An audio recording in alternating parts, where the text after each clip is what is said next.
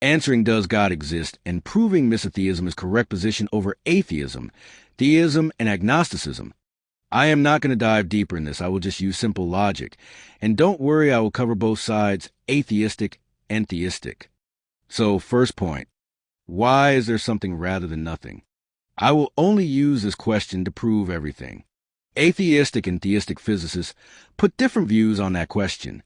Atheist physicists say quantum field is the answer for that question, which can exist beyond time, beyond space, and random fluctuations cause matter and antimatter, and matter canceled antimatter somehow, and then existence came into existence. But that's not the answer, because the question is why quantum field exists rather than nothing, and they just say it's a brute fact, but why matter canceled antimatter? They couldn't answer this part. So that's the dead end for them. Physicists agreed on this part. Now, let's talk about theistic explanation. They also agree with all things above. They just say someone tweaked this setting and intentionally produced more matter than antimatter, and that's God. So we can easily conclude no other thing can exist beyond space, beyond time, except God and quantum fluctuations. And we can easily deduct quantum fluctuations because of other things such as morality, fine-tuning, emotions, concept like mathematics which can be tasted, smelt, touched, heard, seen, things like contingency and cosmological argument, that it's highly improbable that non-living things causing highly complex moral living things without space and time for no reason whatsoever. And we don't even have explanation for antimatter part. So I just proved God exists by logic and deduction. So now I will prove Misotheism. So imagine God sitting beyond time-space, and he got an urge to create an existence. He had two choices, creating and not creating the universe, but he chose creation. He says he created all things for us, but he created for himself because he needed entertainment. He was there. We never asked for creation. Now think about all tragedies, rapes, murders, crimes, accidents, diseases are indirectly caused by God because he is the first cause. Like food chain he created, he says it needed to balance the universe, but it's brutal when lion eats zebra, it screams in pain. After all these things, atheists can say there is no God. And this is exactly God wants. It's like leaving the criminal without punishment. An Indian philosopher once said, if there is God, we should not pray and we should find him and kill him ASAP, otherwise keep suffering till infinity.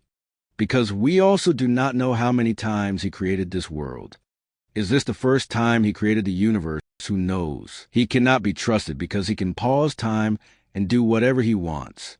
He shouldn't have created the universe. Here Misotheists can walk hand in hand with Antinatalists, because what will change if he never created the universe? Nothing, right?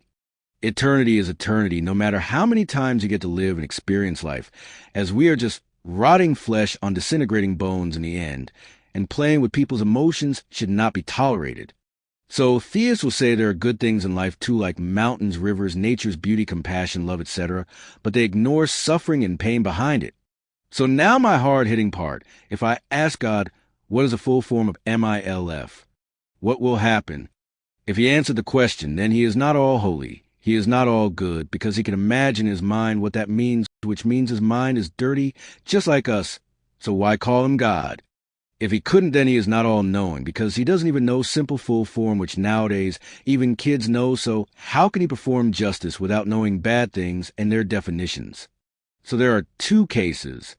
And by logic, philosophers with their high-level intellect easily conclude first option is correct, that he knows evil and he is not all holy, because that not violates any of his other attributes like justice, omniscience, and logic. In second case, it violates God's fundamental attribute omniscience, but in first it only violates his all holiness. So that's it. I prove God exists, and he is evil not 100% but 50-50, but he pretends that he is all good and diverts our mind from the brute fact that he is both evil and good, as after knowing that he is evil, nobody will want to take part in his creation because of fear of uncertainties of life. One more important thing is orgasm. Why we feel orgasm on intercourse and sexual activity. Why don't we feel it on like clapping? It's simple, but very important question. It's because sex leads to reproduction, as God knew we couldn't control the urge of orgasm, and it will lead to reproduction. He wanted us to reproduce as he wanted to watch a movie full of action adventure, of misery and tragedies, because he has no other work to do. So I defeated God intellectually, and it's my open challenge to him, come face to face on earth and try to answer my question. I am not mocking him. I will bow down to him if he gave satisfactory answer to my question. I don't accept him as my God because he is inferior as he can't answer. He may be a god of those people who can't ask these type of questions, but not for me. Thank you. You can call this argument modern version of Epicurean paradox.